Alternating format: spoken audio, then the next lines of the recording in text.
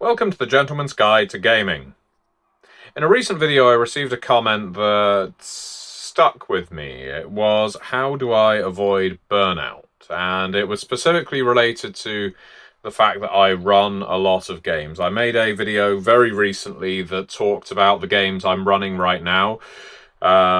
Specifically, I run a lot of games for supporters of my Patreon.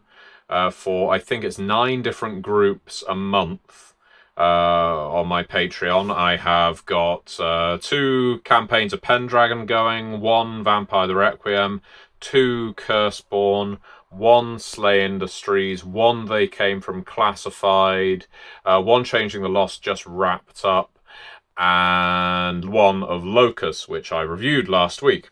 And for my home group, every week I run Locus as well, and I am currently playing in Warhammer Fantasy with Red Moon Role Playing, and will very soon be running a new game for Red Moon Role Playing as well. So I run a lot of games, and someone in the comments, whose name I forget offhand, terribly sorry for the apology. I'm not sorry for the apology. I'm sorry that I am obliged to apologise. I should have noted your name down before I started recording. Asked me how I avoid burnout on running so many games, and it's a very good question, because I myself will happily admit that I am running a lot of games every month for different people. That's a lot of ideas to keep track of, and it isn't simply the case of keeping everything written down, because if I wrote up absolutely everything that took place in every game I ran and I prepared everything religiously in advance, I wouldn't get enough time to do my other job, which is, of course, writing and developing role-playing games. So it's a tricky one. But the thing is, and this isn't me being arrogant by saying it, I don't ever suffer creative burnout. It isn't something that happens. And what I mean by that? Well, I have never got to a game in recent memory where I've thought, I don't know what I'm doing here. You know, if someone wants me to run a game and I'm not even that familiar with the game, I will typically be prepared to come up with something on the fly, and it may be a game that I'm not that fond of. I don't tend to run games for my Patreons that I don't want to run myself, but sometimes if there's enough people asking for a game, I'll give it a go, and usually just like that I'll come up with an idea that I'll run for them. Now, the reason for that, and the reason I'm able to avoid that kind of burnout, I suspect, is partly because I'm running so many games. Therefore, I'm seeing so many character ideas, so many plots, and I'm able to tweak them, adjust them, use them in different settings, whether it's player actions or my reactions that can then funnel in and create new ideas. But it's also because I engage with a lot of media. I watch a lot of decent quality TV, I watch movies, I read quite a lot as well, I listen to music, I go out places. The one thing I don't do too much of is play video games, and it isn't because I dislike them. It's just if I am seeking inspiration from somewhere, I tend to find video games, even really good ones like Disco Elysium, they kind of disengage me rather than giving me ideas. Now, that's not always the case. Hollow Knight was one of the core inspirations for The World Below, for example, which you can buy now if you click the link below. Fantastic subterranean fantasy role-playing game. Pick up The World Below today. But I find that, yeah, if I'm playing a video game, that's my method of relaxing rather than trying to pick up ideas. Whereas if I'm watching a TV show, let's think, what am I watching? What have I been watching recently? I've been rewatching all of Twin Peaks, Deadwood as well, not for the first time. Before that, I was making my way through Shogun. And almost all of these TV shows, as I'm watching them, I'm taking little bits and pieces out as ideas, and having that constant engagement with potential inspiration sources means that I just don't get creatively burned out. Now, that doesn't mean I don't get exhausted. There's a different kind of burnout, I suppose, and that is just physical burnout. I run a lot of games, and I also have a full-time job. And that full-time job might involve recording videos, it might involve writing role-playing games, it might involve developing role-playing games, even editing role-playing games. So I have a very busy life. But the way I avoid burnout in that regard is I will organize my life. I mean, I know that sounds very that sounds rather preachy, maybe, or a bit big-headed, and I promise it isn't. It's just I'm not someone who's terribly prone to distractions. So as long as I know what's coming up, I am not likely to be taken off of that course. I can be flexible, but as long as I can plan ahead what I intend to do, it doesn't tend to result in my day collapsing around me. And when it does, if everything's organized, I can piece it back together again. As an example, on a given day, like today, for example, I might get up, do the school run, go to the gym, and then I'm back by around 9 or 10. I will record videos for most of the morning. I will then do some editing, some uploading. I don't mean editing in terms of cuts, but if I need to put images or anything like that or what have you.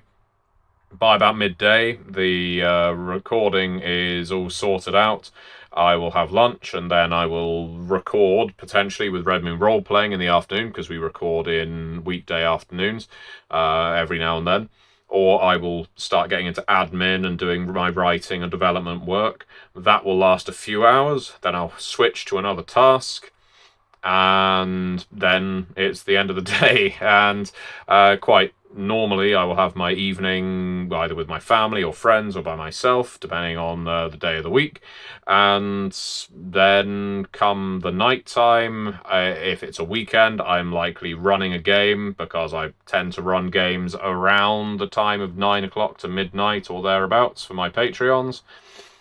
Or I am just relaxing, and it sounds like a lot of games to run in a month, 9, or of course one additional one a week in evenings for my friends, but that's not that many days of the month.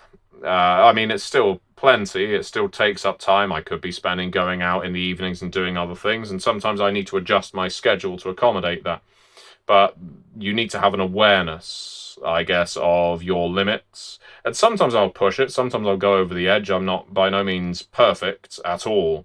And so I've recently had to stop running a game just because I realized, okay, I'm not able to juggle all my time and energy with it.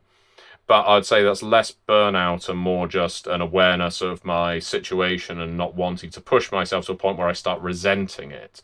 That's what I want to avoid. There have been cases in my life where if I've done something over and over again, whether it's playing a game, running a game, doing a job, or what have you, I can build a resentment towards it, get quite bitter about it. And ultimately, by the time I need to shut that thing down, I'm feeling down, I'm feeling depressed or what have you. But being able to see those warning signs coming is a good way to avoid burnout. It's having some control over your life, your schedule, and so on. Of course, knowing and being in relationships with people who are equally flexible is very handy as well. Knowing that I am going to have this time committed. In my case, I mean, it's for a good cause. Running a Patreon means I get money, so I'm being paid for my time. But I wouldn't run this many games a month if I was doing it for fun. I would find far more, I'd find other things to do with my time, quite frankly. I love running games, but there is a work element to it as well. So that's my answer. I mean, there's also the third aspect in terms of creative burnout and physical burnout. There is the stillness aspect, and this is something I recommend anyone do and I don't consider myself any kind of deep thinker or anything like that, but I definitely see the value in spending time by yourself, especially if you can afford yourself somewhere like between 10 and 20 minutes a day, which shouldn't be too much, sat somewhere comfortable, without music, without any kind of stimulus, ideally with your eyes closed, but without falling asleep. Of course, some people, if they are meditative, would like to recite a mantra internally. This may all sound absolutely ludicrous to you, but I find it helps me juggle the idea of I've got this much work here, this much work there, I've got this coming up. So let's take the time right now to not spend the time in contemplation, allowing creativity to come in, but spend the time to almost empty yourself of baggage, of any negativity, so that when you are back and alert again, the creativity can kind of come back to you unencumbered, without any kind of interference, the things that you're hanging on to. It's not going to work every single time. I've got a little bit of space where I can do that here. I don't think I am. I don't know. I don't know what that says about me, that that's something I appreciate doing, but it's something I recommend people do. I know often when people first start doing it, they'll feel ridiculous. But that's because in today's society, we are constantly bombarded with stimulus.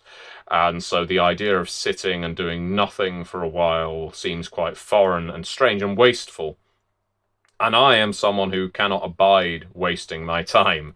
I am the kind of pain in the ass who, if I go on holiday, I'm the sort of person who needs to go around places. I need to read things. Laying on a beach and doing nothing is a waste of time to me. But I value the ability to spend a little bit of time by myself, just switched off. Not asleep, but switched off.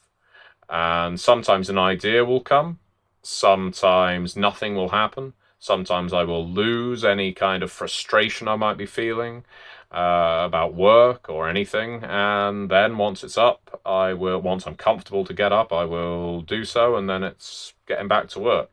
So yeah, that's something I recommend. I don't know how much of that plays a part in my avoiding burnout, but I feel like it's become a part of my life that I enjoy. I look forward to it.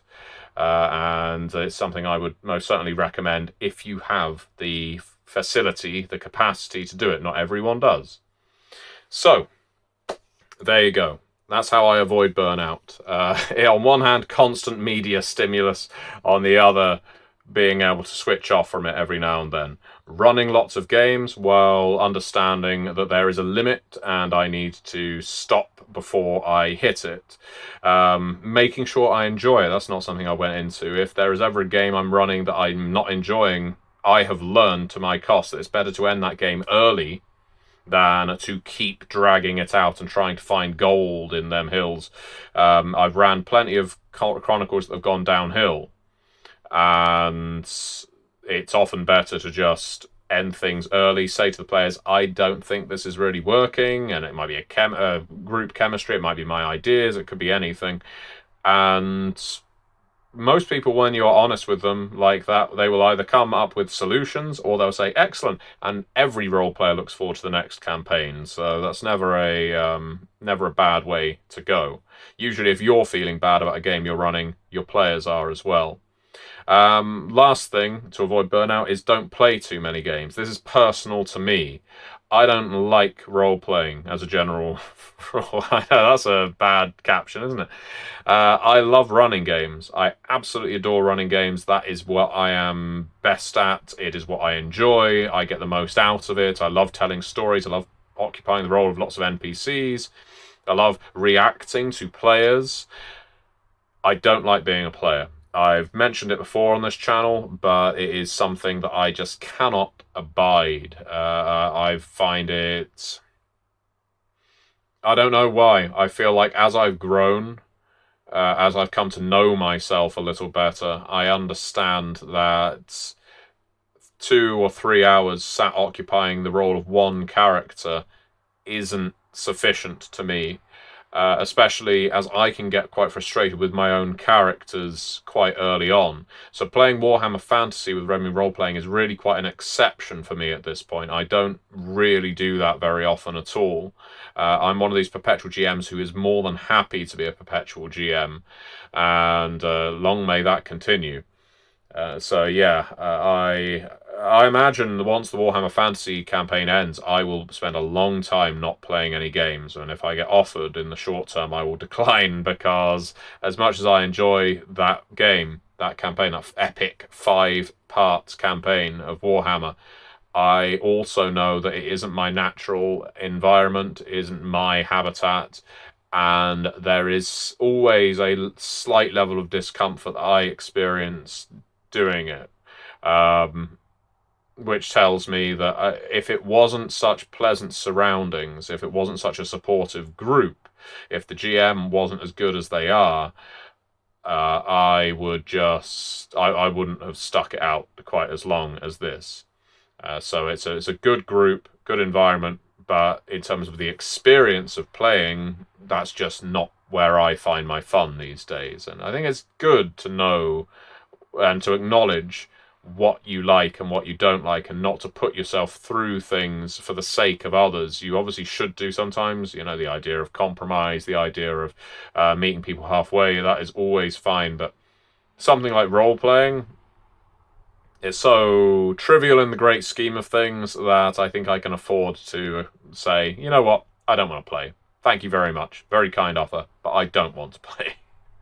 Anyway, that's me. That's how I avoid burnout. Thank you very much for watching, and see you next time.